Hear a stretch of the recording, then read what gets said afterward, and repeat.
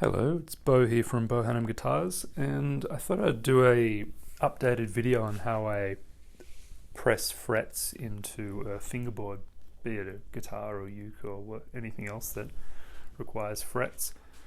If you like luthier tips and tricks and all that, do subscribe to this channel and press the little bell symbol next to it, which alerts you apparently every time I post something to YouTube. So I have another video which basically shows what I'm about to do, but it doesn't include my use of this product, and the other video includes me using too much of this product. So what I do now, I prep the fingerboard.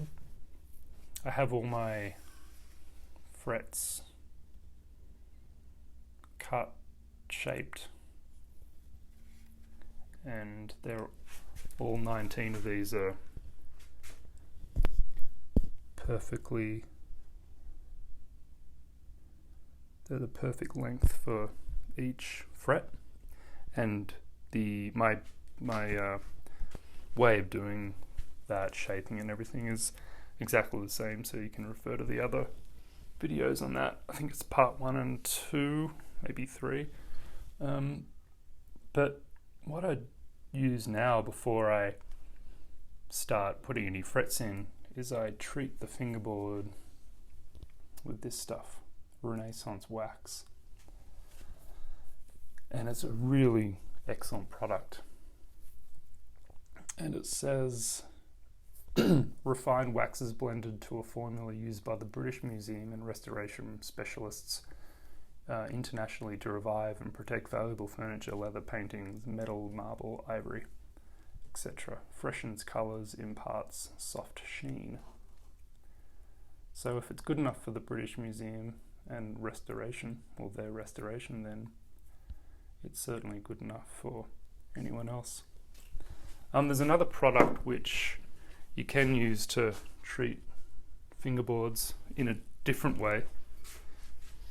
There's the Howard's Feed and Wax, and I still hit the fingerboard with this after I fret, but this wax does a different job to what that does. And I've also used boiled linseed oil, and I still use that. But what using this does is, when I'm gluing in the frets, I use a couple of drops of medium thick CA glue, and this wax, it helps the fingerboard from staining, because there are little smears that happen inevitably when you use CA glue on wood, and on fingerboards they can show up, and it's sort of a bit of a witness line. So I used to be a bit sparing with this stuff, but now I just kind of rub it in all over. It doesn't particularly change the colour. The Howard's wax, or what is it called? Howard's Wood Polish and Conditioner. That's the second product I showed you. That makes the wood look wet. But this gives it does what it says it will do, which is imparts a soft sheen. But it's not really the soft sheen that we're using this for. It's just so the CA glue doesn't stain the wood. Because if you use CA glue and you get smudges on it, on the fingerboard, you sort of have to scrape or sand them back. So that's how I use that product, and there's not much difference. There's some caught in the fret slots, but that's fine. I'm going to get those out.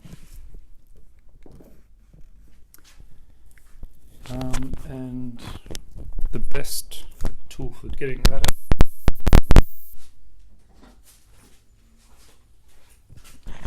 is this little thing.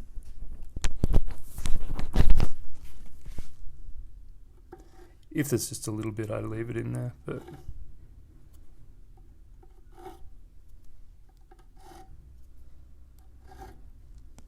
that's it.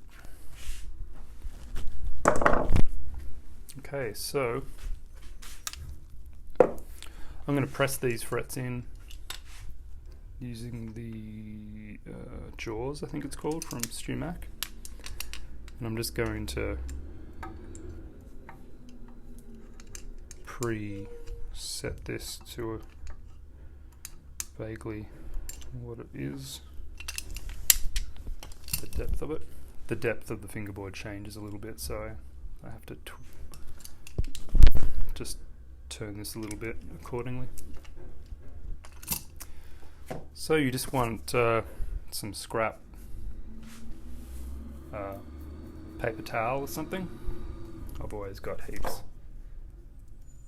2 rolls of paper towel. This is Viva and this is Bounty. And I use those for different things.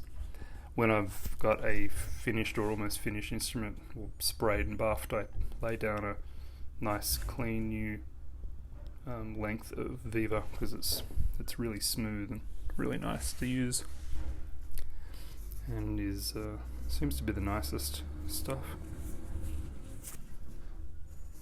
So in my previous video I used I really blobbed the CA glue in, and I definitely used too much. So I think it is a virtue of owning up to mistakes, even if you've been doing it for 15 years. And so that is what I'm doing in this video.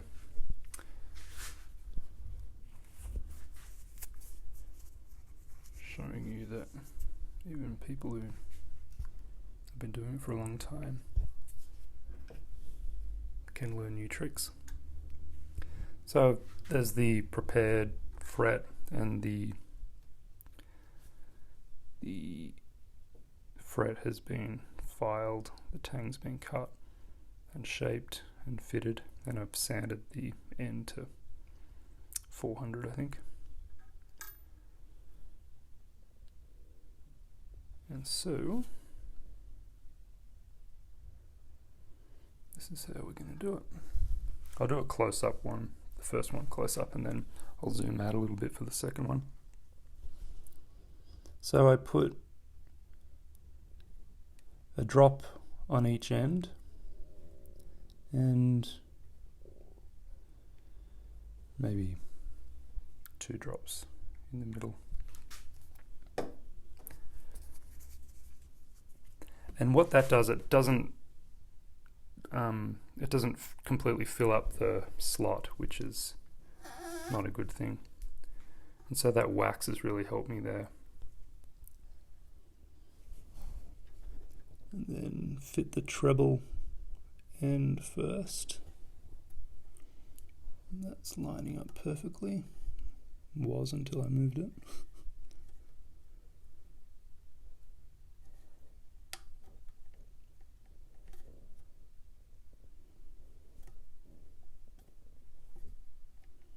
Okay, and then just look down it this way to make sure that it's in properly, which you probably can't see that, but that is in vertically. And this is medium thick super glue, so it doesn't go off straight away, but you do have to move a little bit, and then just use enough pressure, just as little as possible pressure to seat that fret. And I use a new little bit of paper towel just for each swipe, because if you use, sometimes I forget, and you swipe it and then there's super glue on there, then you swipe it again and it just gets messy. So just a new little bit every time. And you'll be able to see that that is a lot cleaner. This is just, you know, the wax that's not quite dry, but there's no super glue on there anymore. Unlike my old kind of way where I used, you know, way too much. But that's fine. Live and learn. And admit to your mistakes. Good rule of life. So just another couple of drops on either end, then a drop or two in the middle. Get that excess off. Fit the treble end.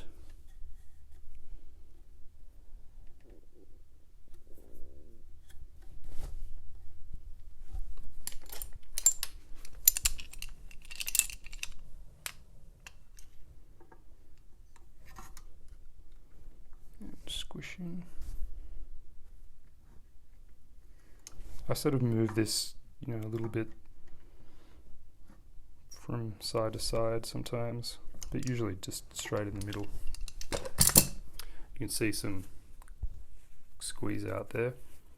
So what the benefits are of using less super glue, and you can use titebond or hot hide glue.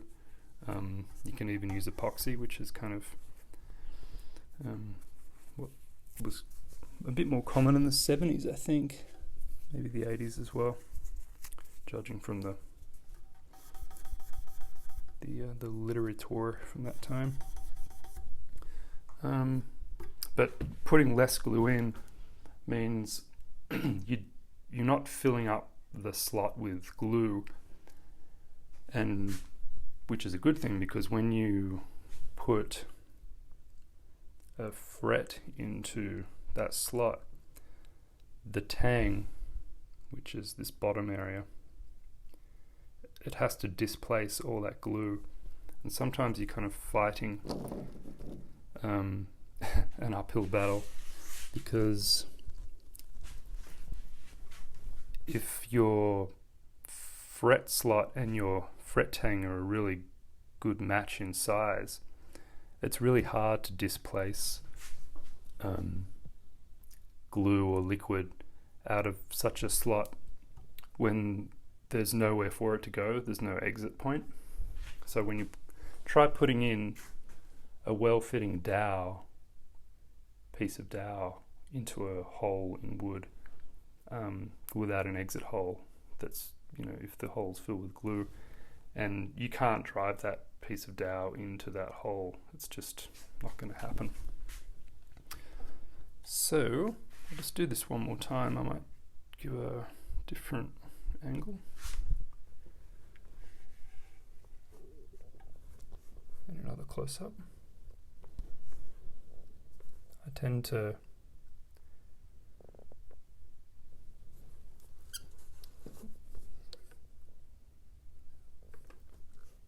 not really sure what the best angle is for Lutherie tips and tricks.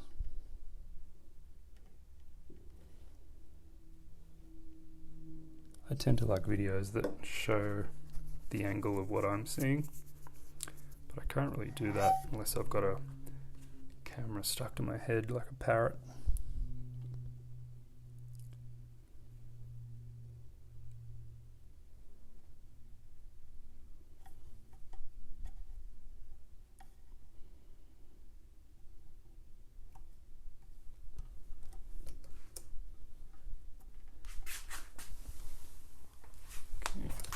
Straight. If the frets go in at an angle, it's really annoying. You've got to pull them out and basically start again.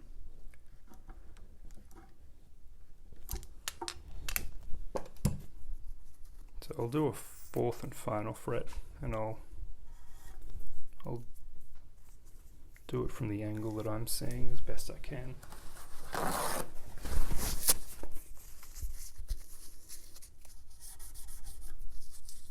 And having the paper roll on the wall like you do in your kitchen, it's really handy. Okay. So here it is from how I'm seeing it.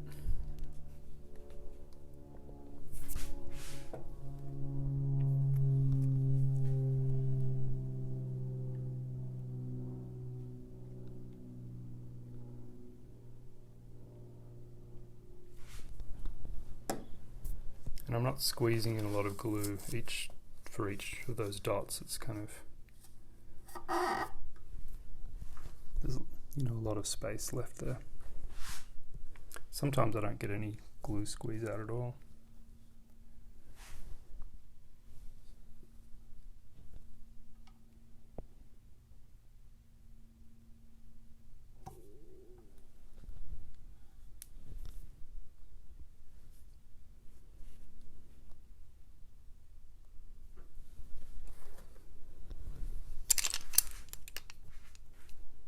Okay, I'm going to have to do this two-handed.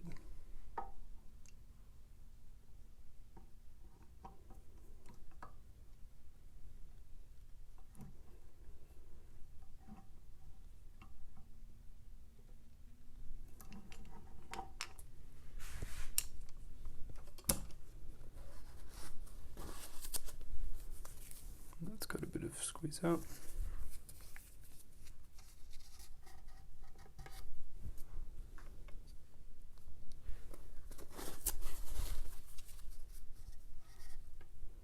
I usually get my nail right into the corner of the fret.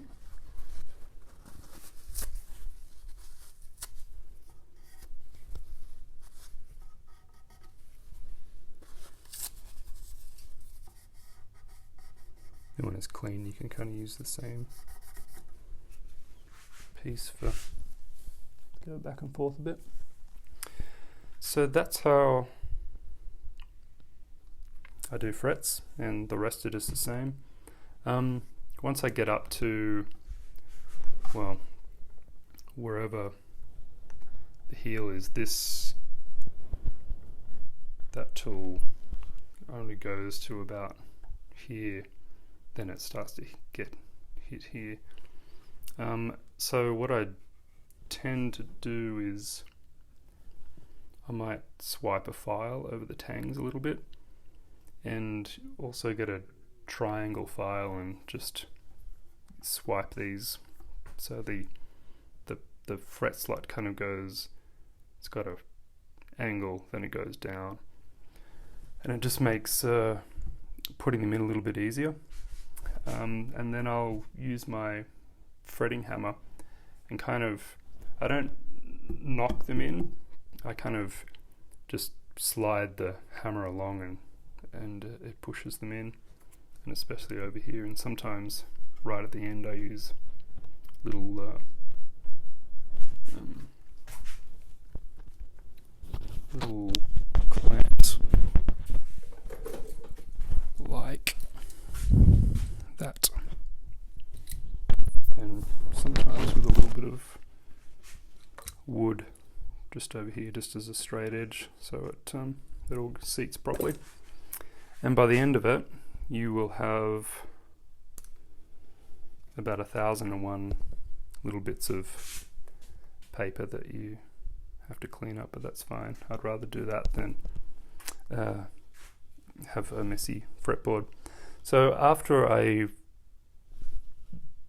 install all the frets, then I go through the usual process of grinding them, recrowning them, polishing them up, and then I will hit it again with Renaissance wax and then buff it.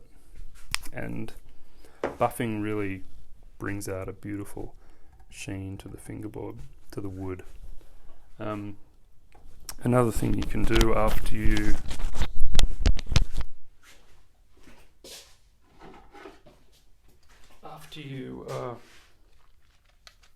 get the frets looking nice, you can use a Dremel and a polisher, which is one of these, and I'll just do one fret. These aren't ready for this job, but I'll just show you quickly. And it's going to get a bit loud, sorry.